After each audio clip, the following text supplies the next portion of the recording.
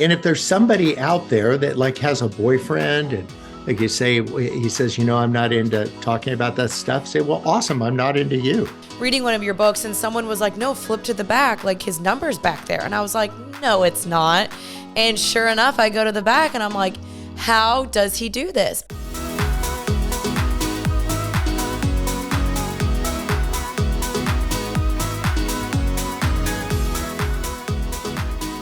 Hello, everybody, and welcome back to Happy and Healthy. I am your host, Janine Amapola. Let's see what sound effect we can play today. Nope. These are not the right sound effects. Anyway, welcome back to the pod. I hope you guys are having a great Tuesday. If you are listening on a Tuesday, I post these every single Tuesday. So welcome back. For me, it is actually a Wednesday and your girl feels out of it today. I think that's because it is pouring rain outside. It has been thundering all day, which makes me just want to get curled up in a little ball and do nothing. But I can't do that because I have a busy day ahead of me. And so actually what I'm doing later today, which I'm really excited about, is I am going to go get my ears double pierced. I know. So this is kind of random because I literally always swore in my life, I was like, I will never go get my ears double pierced. I'm going to keep it simple and classy, whatever, which I don't think getting your ears double pierced is not classy, but I used to be like, no, I'm just going to keep it simple.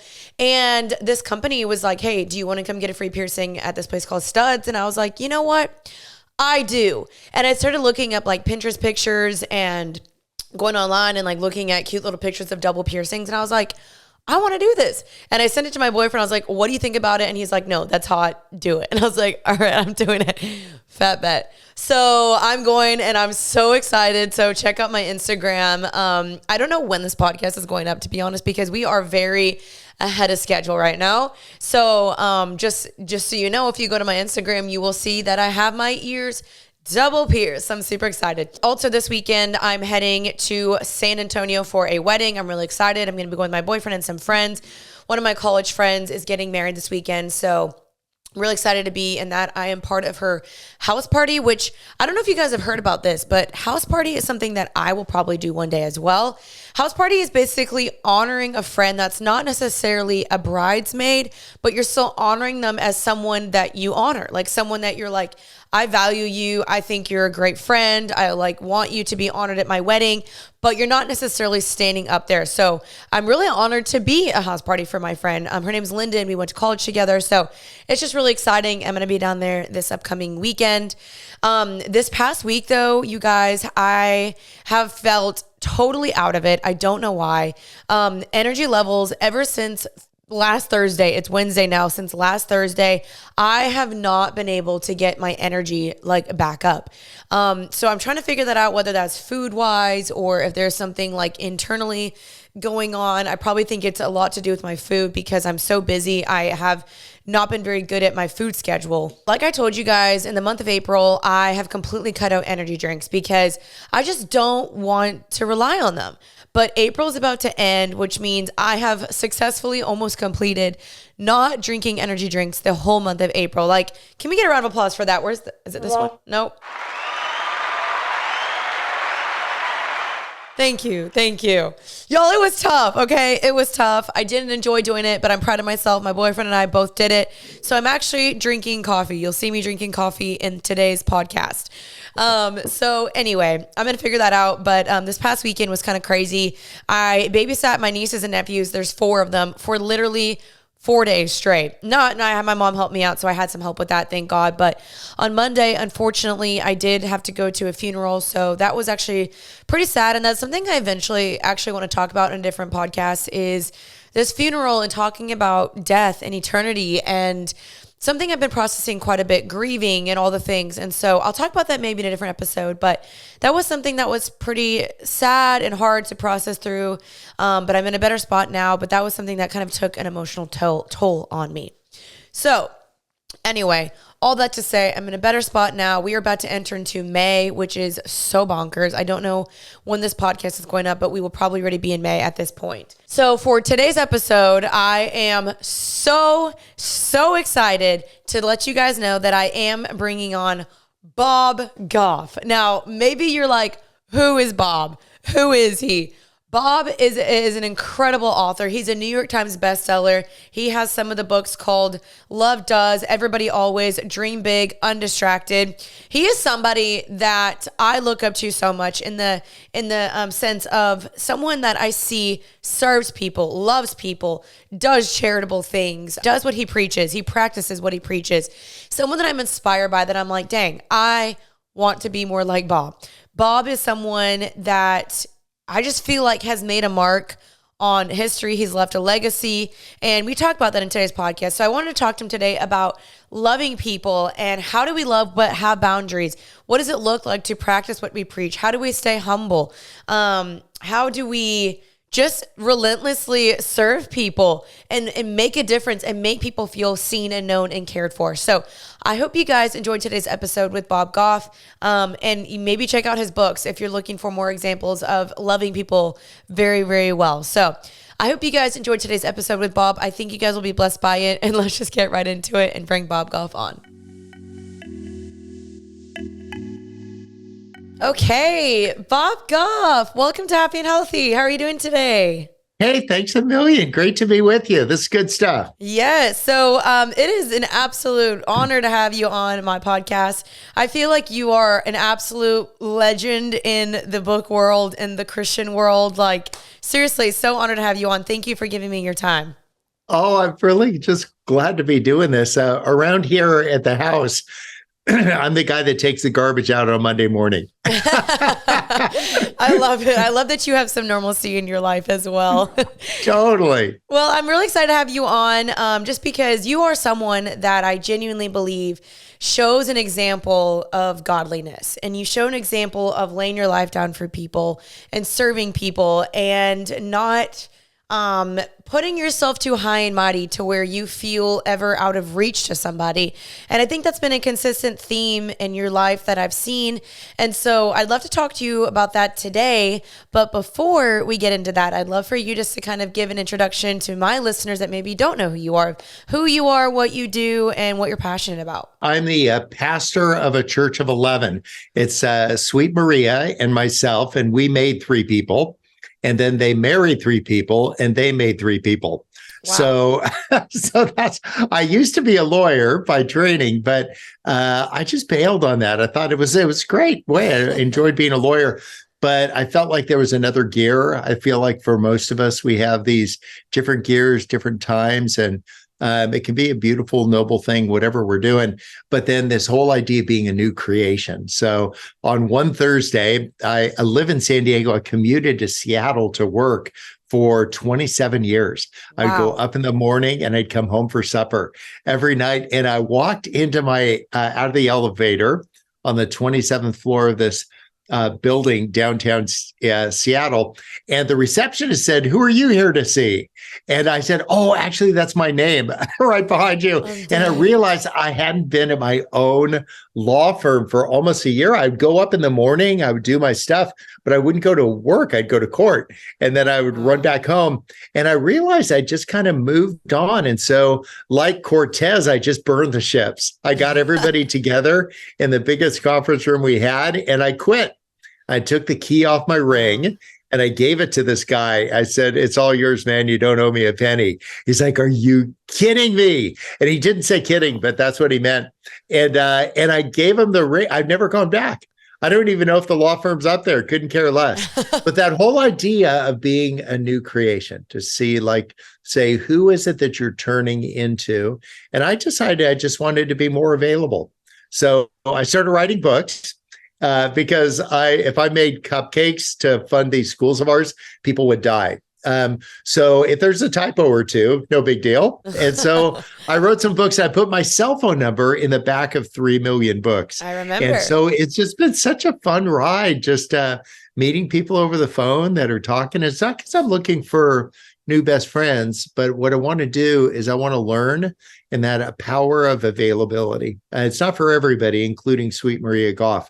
But it is for me. I just want to just be surprised by just being maybe not the smartest guy in the room, but maybe the most available person in the room. Wow, that is so impressive. I literally, when I remember reading one of your books and someone was like, "No, flip to the back, like his number's back there," and I was like, "No, it's not." And sure enough, I go to the back and I'm like, "How does he do this?" Because I don't know anybody that would be willing to put their phone number. And maybe you have two phones. I'm not really sure how you navigate that. Is that your personal cell phone number? Yeah, that's it. Isn't that awesome? That is So amazing. I get so many calls. I can't get a thing done, which is terrific. Because that whole idea, when I think of the people, and some people, faith is a big deal for them and others not so much. But for me, it is. And when I looked at the life of Jesus, you could look at Gandhi's life as well. They were just available. And so as more time went by, they became more and more available, not less and less. And so you have somebody that writes a country western song about a big old truck or a big old dog, and they're not available anime. Or you get somebody who gets a bit part in a movie, and then all of a sudden they're the big shot and they're not available anymore. And so I thought, what if we flip that and just get more available as time goes by? And again, it's a wiring harness thing. If that's not your jam, then don't do it. But if you're, there's one of the guys that was an influence, wrote a bunch of the letters that are in the Bible. His name was Paul.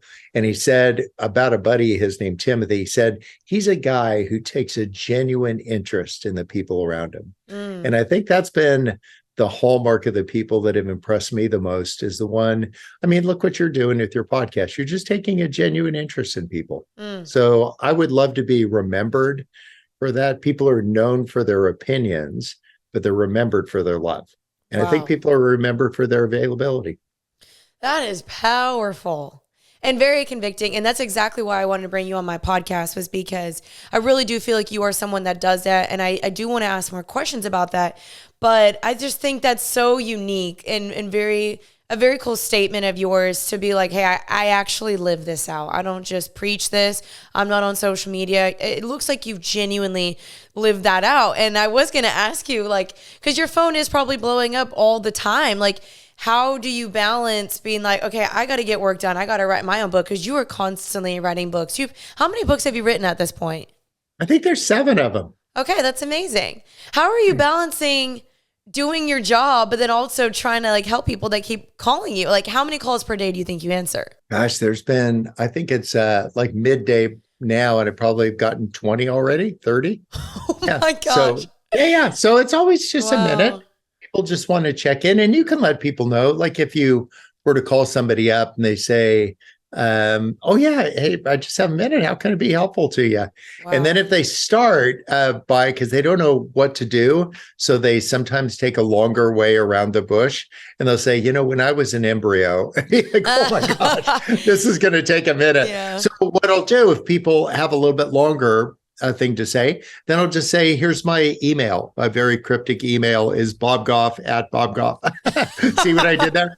So I get hundreds of emails every day, and I just delight in it. There was a guy way back in the day named Keith Green. He was a musician that died way before his time. And I remember writing to him when I was in college, and he wrote me back 3 sentences. It was before computers and emails and all that. And I don't even know what the 3 sentences were, but I was so impressed that he took time to write me 3 sentences, that everybody that writes to me gets 3 sentences back. And they're not the same 3 sentences. It just said to me when he wrote me, it's like I mattered, like I was worth it, and he had time. And just all these years, gosh, I'm reaching back 40 years. And I still like, there's something about that. It just honors people instead of them just writing into the abyss and then, or expecting that they wouldn't hear back. You want to get a hold of whoever's in the White House. I don't care what color hat you have. The phone number doesn't change, and it's 202-456-1414. Isn't that crazy? Like, so say, write this down for your kids, 202-456-1414. Yeah. Now, don't call like Ding Dong Ditch, because they will answer and they'll say White House. Just have something to say. Right. Just say, can you patch me through? Like, I don't know. Yeah. But so if people call me, it's a great opportunity to kind of collect your thoughts and to say, what do I want? That's what Jesus always asked blind guys that he met. They'd be standing at the gate saying, I'm blind, I'm blind. And he'd say, what do you want? Wow. And so I think you would think it'd be obvious. And I don't think Jesus was confused, but sometimes people like don't know what they want. And so if we can have a little bit of clarity as individuals, we want love, purpose, connection, a couple authentic relationships. Your list might be longer than that. It won't be any shorter than that. Wow. And so you start looking for what you want. I wanted a 1971 Volkswagen convertible. I had one. That was my first car. And so as soon as I decided I wanted to find another 1971 Volkswagen, it's like every third car that passes by me is a 1971 Volkswagen convertible. You start finding what you're looking for. And I want to start looking for things other than applause and permission and all that. I want to like start looking for meaning and purpose and love and acceptance and those kind of things. Wow. I genuinely am so inspired by you, because I think that's so cool that even after all these years of success and all the things, like, you still make yourself available.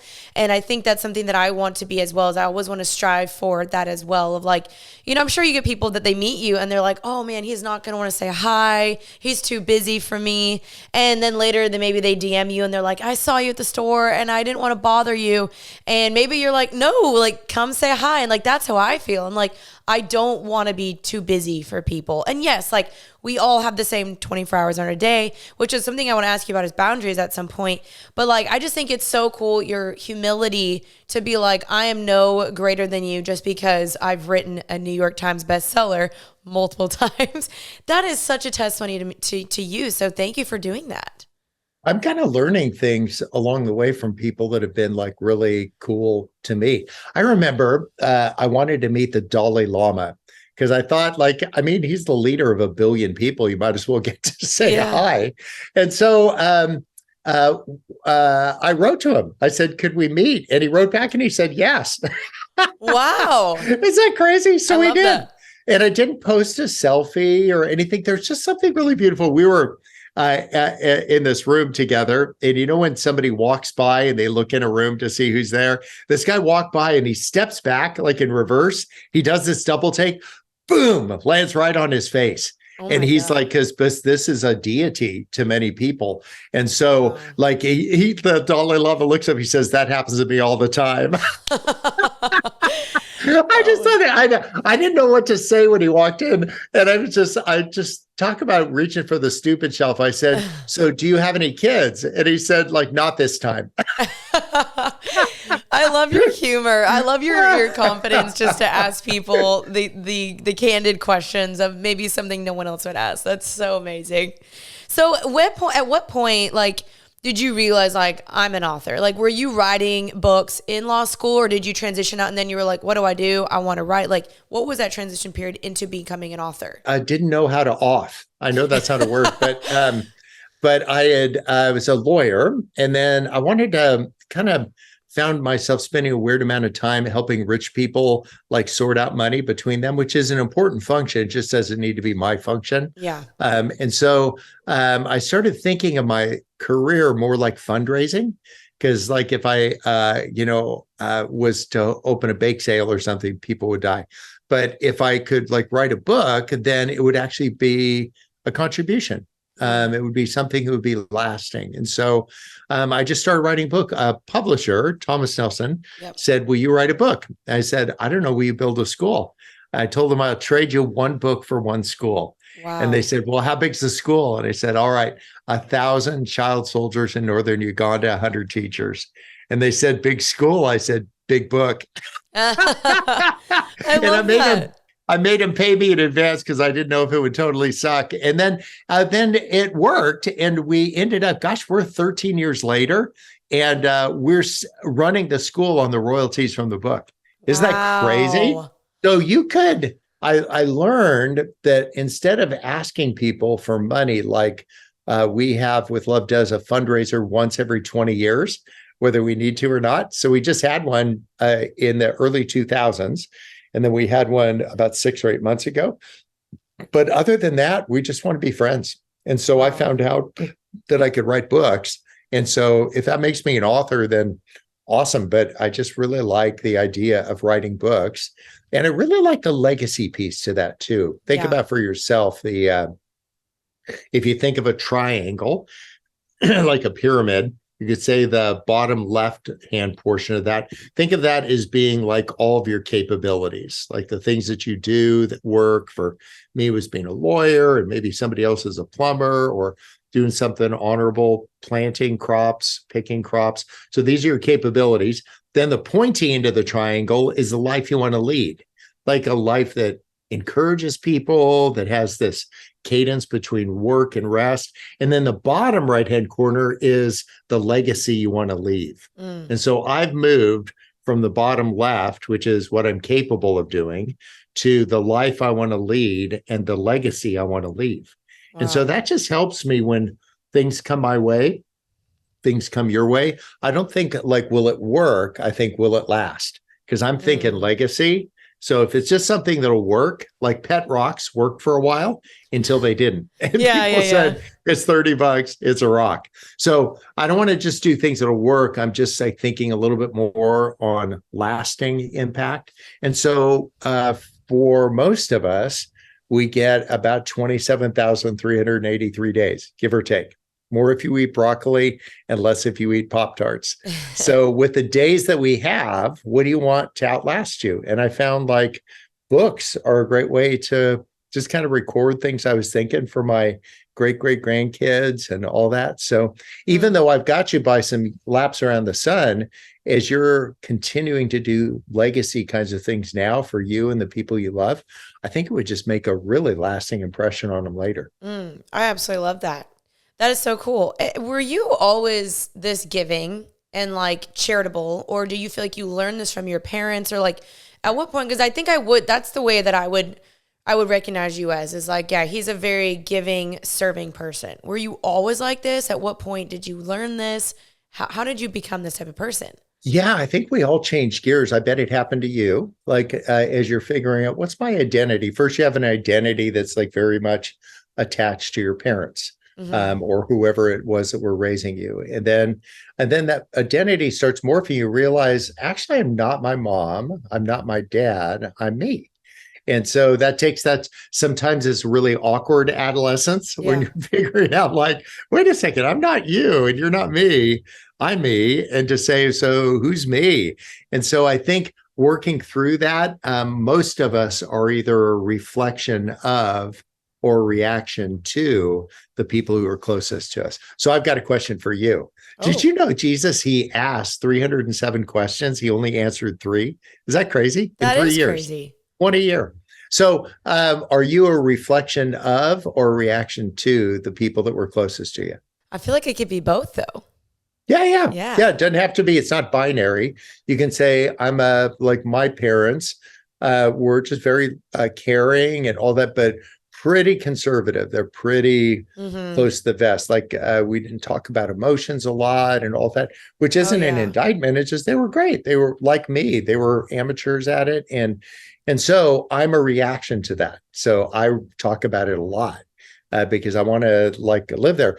And now my kids, the people we made, like my daughter was like raised by Tigger, by me, and she married a guy who is the opposite in many ways. Wow. Because having been raised by Tigger, and we have a great relationship, she said, I want somebody who has a foot or two on the ground. So instead of saying, we're going to launch a rocket, to say like, I like to just kind of settle right in here. So it's not a bad thing, but knowing what you're reacting to and what you're reflecting is a really great way to figure out why you're doing what you're doing. That's awesome. That's a great like journal entry for people to just sit down and process through. Because you're absolutely right. I think a lot of the things that we do subconsciously, it is a reaction to our upbringing of like, oh, I do not want that. But I think that's really cool is you get to look at your community, which I want to ask you about your community, is like being around people that do inspire you to want to give more and serve more and love people more. And I think we are such a byproduct of those people around us, which is so true. And I've seen that to be in my life of like, in the last couple of years, I've noticed I've tried to become less selfish. That's something I'm adamantly working on, is like, okay, I'm a pretty selfish person.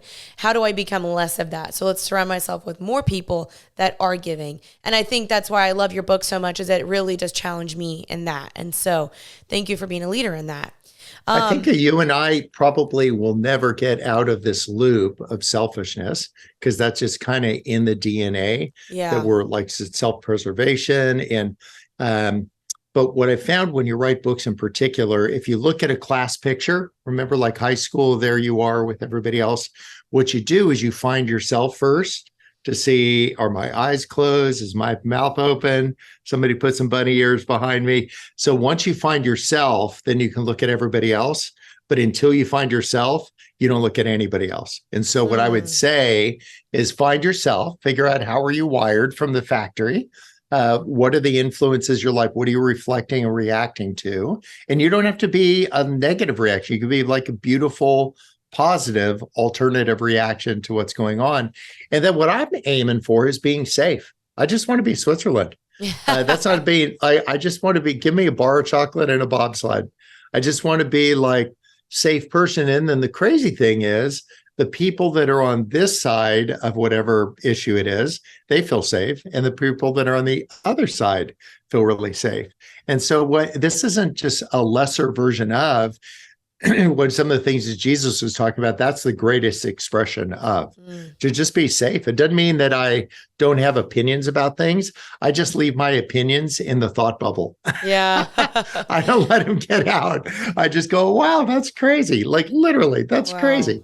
But I don't like getting everybody's grill about everything. And I win arguments for a living. If we were arguing, because I'd be winning. Literally 30 years as a lawyer and never lost a case. Dang, is that that's crazy? Impressive. Round of applause. And it's not because I'm a good lawyer. I'm a great picker. And so if I had one Jedi kind of move to wish over our society, is to be a better picker. Like pick the right fights to win and pick the right fights to lose, which is most of them. Just lose to say, I don't want to be right. I'm trying to be Jesus. Amen. I'm trying to be like just safe. That's so good. I love that. I want to ask you though, how do you handle boundaries? Because boundaries are such a big topic now. And I mean, you have so many people who want your time, your attention. They want you to write books. You have your balancing your family, your wife, and people are blowing up your phone. Like, what are personal boundaries for you? Like, how do you manage being a good dad, a good husband, an author, and still being kind to all these people without losing who you are, without over exasperating yourself? What does that look like for you? Maybe it's finding just a handful of really good friends. Henry Cloud wrote that seminal book on boundaries. Yeah. And find some go-to people that you've come across along the way, and then have a shared experience with them. Like do something. There was something that Henry wanted to always do that he'd never done before. And so I said, buddy, jump in. Let's go do it right now. He's like, wait, what?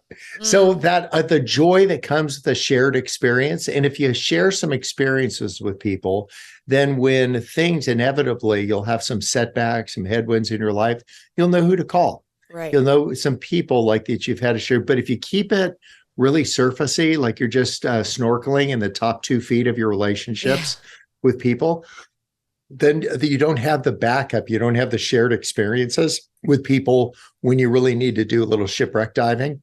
And so I would say to kind of go to depth, find a couple good people. You got room for about 7 people around your bed on the day that you pass, 8 if they're thin. And so I would just find your 7 people. Okay. Find 7 people, send them a text message today. Say you're one of my 7. Oh. And to just say, I'm going to, I may call on you. I got about room for 7 people in my life, and you would be one of the first calls I'd make. And there's something beautiful to be part of somebody's 7 and then know who's part of your 7. Yeah. They don't all have to like a Venn diagram. They can wonderfully overlap, but they don't have to be identical. That's really good. I like that. My 7. So who do like what would you say no to, or would you always be willing to at least consider something and then process through with your wife and then be like, okay, now I'm going to say no?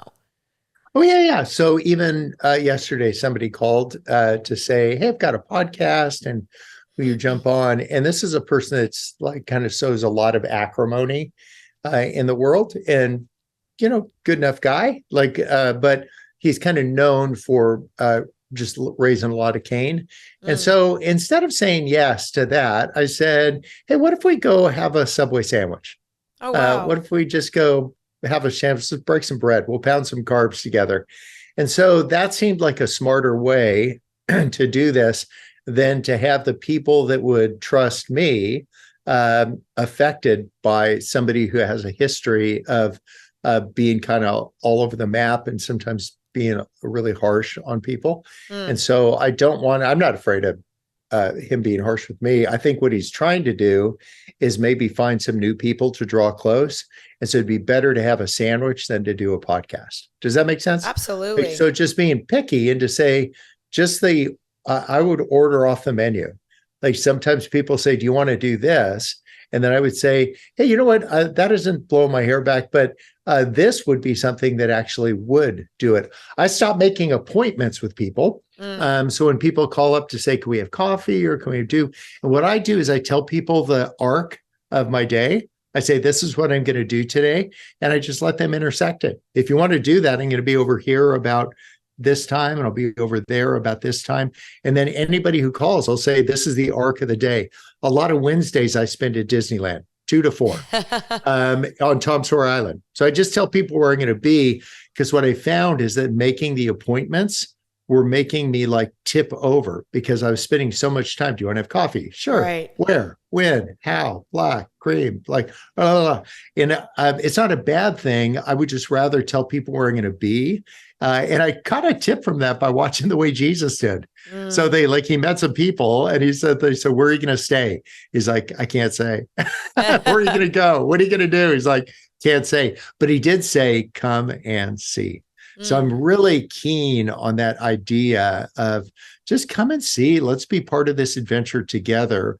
I'm not trying to be efficient at the way that I love people. I'm trying to be available in the way that I love people.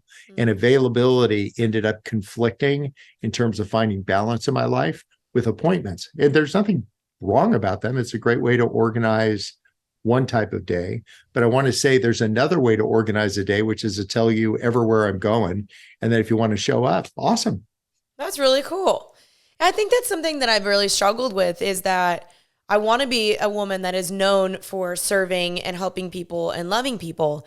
And I found that when I would do that, I would spend all my time and then I would feel like kind of exhausted, or I'd be like, oh my gosh, like I've neglected my job. I've neglected my family. I've neglected my boyfriend, like so many things because I wanted to help people. And so I think that's still like this weird tug of war that I struggle with a little bit, is finding the balance of like, I mean, you said you're 7, so you have your family and your wife and friends. And then again, it's like balancing people in your life. And so, yeah, I'm always so curious, like how you do that, because I do want to be someone that's known for giving and loving and serving, but then also still maintaining those friendships and keeping those healthy and making those a priority. And I feel like that's pretty difficult to do, right? Oh yeah, it's impossible. You'll spend your whole life failing at it. Yeah. That said, you could even think of the like kind of Genesis story, like God creates heaven and the earth. And then the first thing he does is he hovers over it. And I really like that idea of thinking for each person listening, like hover over your peeps, like just to say, what does like my son, my daughter, my friend uniquely need that only I could give them? Because if they need a ride, they can get a ride to, Kansas with Uber for $5. But if they need a friend, that's something that they could only get from you. And so hover over your faith for a little bit and to say, I don't care what it looks like. Let's just talk about what it is. But then hover over your family, each person, kind of call them, what does my dad need? What's my mom need, or a sister or brother?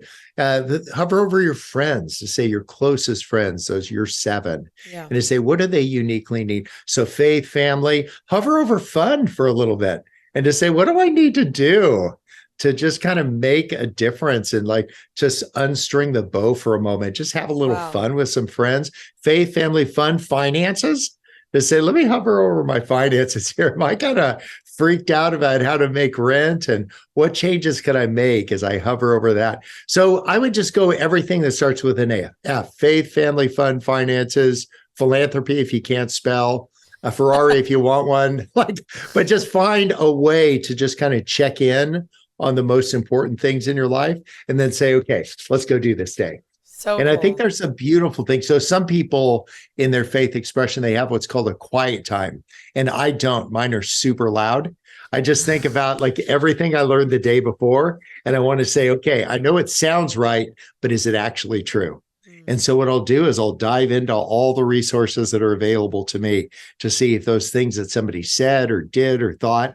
And that's why I write books, because I just take all the things I learned the day before and I say, is there something in here for me? I love that. That's so great. You're a very deep thinker, I feel like. Yes, on the surface, we're known for like being the balloon guy or the happy dude or whatever. But then there's these layers that becomes a caricature of who we are. That's not really who we are. Right. That I'm like tremendously insecure. I'm afraid everyone will leave me. And when I trace what that's connected to, it's connected to little Bobby Goff, who's 7 years old and a little crazy happened.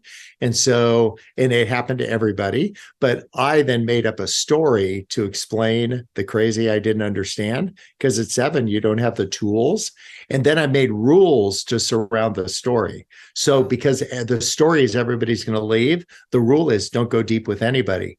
And now 20-year-old Bobby Goff doesn't know anybody. Why? Because the rule is everybody's going to be kept at bay, because the story is everybody's going to leave. And so if we could take that like courageous dive and to say, hey, what are the rules you made up? What stories did you make up that those were connecting? And what was scaffolding for a really fragile life at one point ended up being kind of like prison bars at some point. So we get surrounded by these rules we make. And man, if we could just figure out what that's connected to, now we got a game. Yeah, that's super helpful. I feel like a lot of us would be a lot healthier and more free and would have healthier relationships if we all did that deep dive. I think that's super, super important. Yeah. And if there's somebody out there that like has a boyfriend and like you say, he says, I'm not into talking about that stuff. Say, well, awesome. I'm not into you. I just say that's my new rule. Bye-bye. Yeah, that's so good. That's so funny. I love that. Yeah, emotionally unavailable people. It doesn't work in relationships. Come on. Can you tell me more, like, what are some examples for somebody that maybe is like, okay, I want to like think a little bit less about myself? What are ways that you've seen it to be effective and helpful of blessing people or making them feel more seen or known or loved or chosen? What are things that you've seen to work that have genuinely made an impact on people? Yeah, the first thing that came to mind when you asked that is have something bigger going on in your life than whatever it is that you're talking about. So if like Yemen is in the middle of a famine, so have something bigger going in your life to say, instead of just feeling empathy about that, to say, is there a way to get a cargo plane? Or maybe it sounds really like noble to go across an ocean. What about the thing that Jesus talked about? He said, go across the street.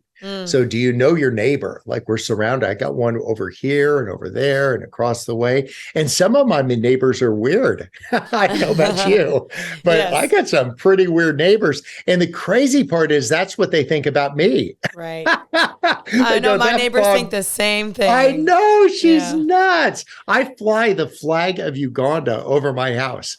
And people are like, what the heck? But they don't know I'm the consul general for the Republic of Uganda. Wow. This is the consulate. I'm not part of the United States. I'm the diplomatic mission of a foreign government to the United States.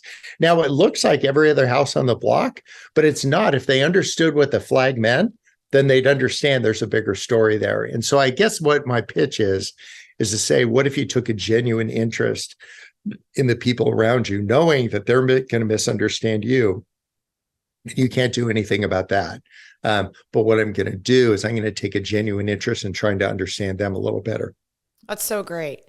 What, like, out of any of those phone calls that you've gotten, because you get a lot, which one sticks out to you the most of there being a change or an impact or a conversation or a story you heard or anything like that? Oh, some of them are just funny. There was a guy that called. It was a couple of days ago.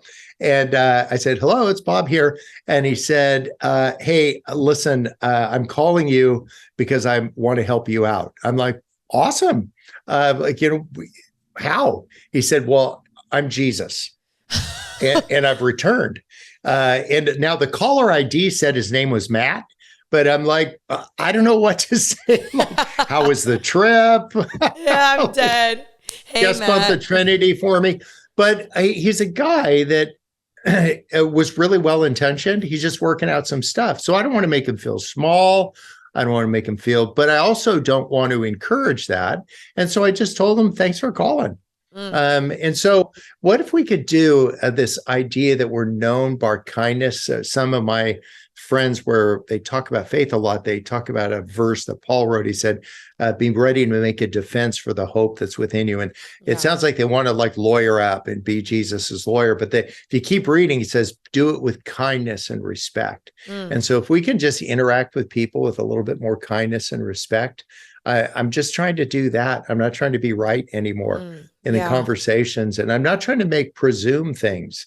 Like you mentioned your boyfriend, like I don't want to presume things about what your relationship is. I just want to be curious and delighted and hoping the best. And the same thing for the mail carrier and the same thing for the flight attendant. And so I think if we could do it, and this isn't this like yippee skippy kind of thing. It's like living with a ton of intentionality to just not presume things about who somebody is or what they love or what they're about, but be like, to your point, just be genuinely curious about them. That's such a good point because you're absolutely right. Like I think a lot of times, especially with gossip, I talked about gossip on my podcast recently about how that can really harm someone's character reputation. And you didn't even get the chance to get to know them yourself. And so I think that's really awesome to go in there with no assumptions and be like, tell me your story. Even if you might know, you might have heard some things, you might have seen some things on online, like you never really know who genuinely the person is. And I think that is a powerful communicative tool that we should all do. And even in marriage or relationships, I mean, maybe you still do this with Sweet Maria of staying curious even about her, you know? Totally. Yeah. And then don't miss out on the fun. There's a outfit. It's called Metzger Farms. And you can send a dozen baby ducks to somebody, a dozen of them for like $20. They'll drop ship them to their house. Wow. And so if there's somebody that does something super lame, I send them a dozen baby ducks. I duck them. If they do something super lame, I double duck them. I'll send them like 24 baby ducks. And then they'll be so busy raising these ducks that they'll stop being mean. It's awesome. And there's a guy in particular that comes to mind that I ducked. And people, instead of being so outraged or upset by the lame thing that he did, they just got such a kick that somebody sent him a dozen ducks. Metzger Farms, change your life. I'm Googling There's no return. Yeah, so Googling that. Somebody said they were going to send ducks to me. I'm like, I'm going to send a dozen llamas to you.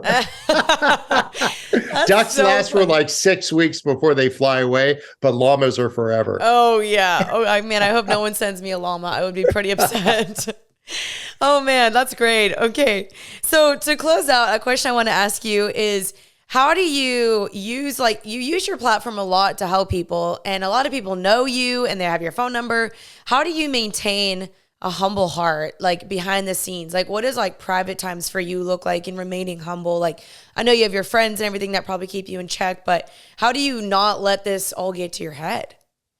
Yeah, there's not much there to get to. I mean, if I was a big shot or could hit home runs or do something, but what do they say? One blind man showing the other blind man where the bread is, to just stay super humble, super attentive to what's going on, not to get head faked. In Uganda, there's a saying, and you never give a microphone to the guy from Uganda, because what they'll do once you get the microphone, they'll typically say, well, I don't have anything to say. And then, oh my gosh, your clothes are going out of style. And they're just seasons are changing and they're still talking. So what you do is you hang on to the microphone You just hang on hold to it, like interview style. Yeah, yeah. So what I'm learning is I don't give the microphone away to people. I don't give it to them in social media. I don't give it to them in the things that I'm doing. I answer the questions that I want to answer. I don't answer the questions I don't. If people say, what's your position on this social issue of the day or that one? My position is usually humble. Like I'm just being humble. I'm trying to learn. I got a couple more laps around the sun. I'm just spinning it, learning. Nobody needs to know my opinion. I'm going to keep that in a thought bubble. But what I do is I keep a hold of the microphone.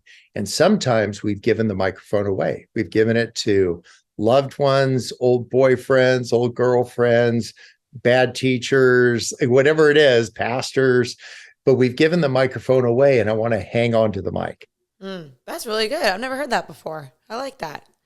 Well, thank you so much, Bob, for your time, your jokes. I mean, you're a lot funnier than I think people expect. Like, you got some jokes. That was great. Thank you so much. And I hope that you continue to write books. I'm always inspired by them. I love following you on social media. And so thank you for being a light. And maybe when my boyfriend come out to San Diego, we can see you guys at some point. Come on. Well, I'll be easy guy to get a hold of. You know, I'll answer. Yeah, I'm just going to call you. Your number's in the back of your books. Which is actually really cool. Like, I mean, just a testimony to you. Like, I know you live this out because I have two instances where, one, you showed up to my friend Riley's wedding. She invited you and you came. And secondly, I have another friend where you let them use your boat for their wedding. And I was like, this guy's crazy. That was awesome. That was so cool. And it was like during the pandemic and they couldn't find a venue. And you were like, hey, come on my boat. And I was like, he is a legend. Like, I was so impressed. So that was amazing. Fun. Coolest, cheapest wedding ever. Yeah. I might have to hit you up for that one day. Come on, let's go. Well, thank you so much, Bob, for your time. It was such a blessing. And I will have all your links down below so my followers can check you out. And is there anything else you want to plug while you're here? No, not at all. I would just say, like, instead of agreeing with some of the things that we've shared, go do something about it. Because I take agreeing with people off the table and to say, what am I going to do? What's my response to that? And something will pop to mind and then just go do it. Don't spend a lot of time. Don't start an organization. Just go do that one thing. That's powerful. I love leading with that. I'm like, I need to think of my one thing now. That's great advice. Thank you. All right, thanks for letting me on. Of course. Okay, see ya.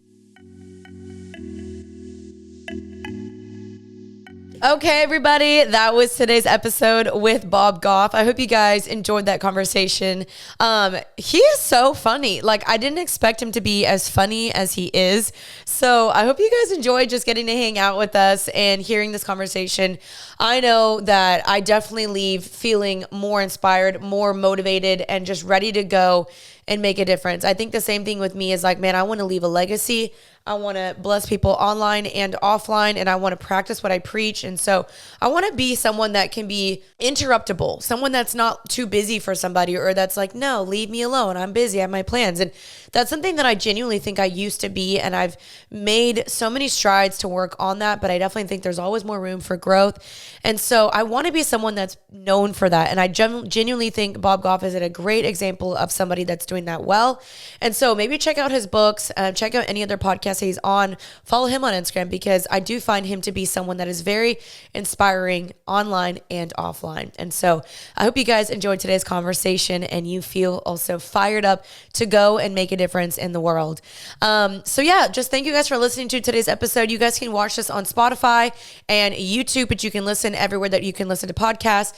We do have our monthly donations. You guys can always contribute to, absolutely no pressure, but I always want to say thank you to the people that are donating. I want to give a shout out to the most recent one. Let me find it really quickly because I want to make sure that this person knows that I genuinely am so grateful for your donation. So let me find that. And I also think I got a new voice memo. So let me put that in the podcast. So let me find that really quickly. So we have a new donator. Her name is Jessica Love.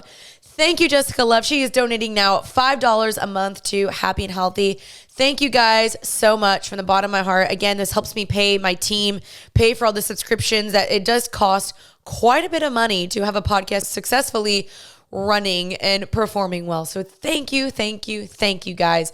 Feel free to always leave us a review. It helps us out so much. If you're enjoying this podcast, post us on post us on Instagram, tag us on Happy and Healthy Podcast, as well as Janina Mapola. I love to repost those and see when you guys are listening. It means the world to me. So thank you guys so much for hanging out with me. I will see you guys again next Tuesday for another episode of Happy and Healthy. But until then, stay happy and healthy. Bye, y'all.